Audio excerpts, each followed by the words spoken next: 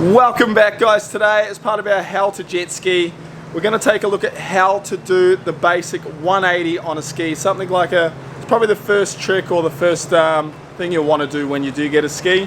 So we're going to get out on the water. Conditions aren't fantastic. Don't know if you can see behind me, but it's extremely rough. It's 15 knots. Usually I wouldn't probably go out in 15 knots, but since I'm back at work after 10 months, the COVID funds have run out in Australia, so I had to go back to my old job, which is good news, but means I get less time for jet skiing, so I've got to make the most of every Saturday. So let's hit the water.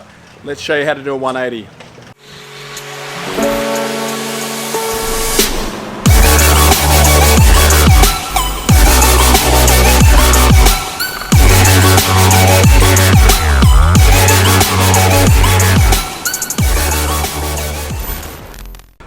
Alright, we've arrived at our destination here on the Gold Coast and conditions are actually not too bad. So we're going to get out now, show you how to do that 180, which is basically a half spin, maybe a 360 if you're lucky. But tip number one is take your time and start off slow, because these are powerful machines and it doesn't take much to get that spinning motion in effect. So what I like to do, I'll usually typically be rolling along around the 30 kilometer mark. And then as I'm going to turn, I'll turn one way and then sharply turn back the other way with full throttle, which throws the back out and spins around. And to know that you've done a successful 180, the water will all come back over the top of your head. That's how you know you will have done a successful 180. Also, you feel like there's zero gravity because your ski rocks out from under you. So that's pretty much what a 180 is. Let's go out on the water here and put it through its paces so I can show you exactly what it looks like.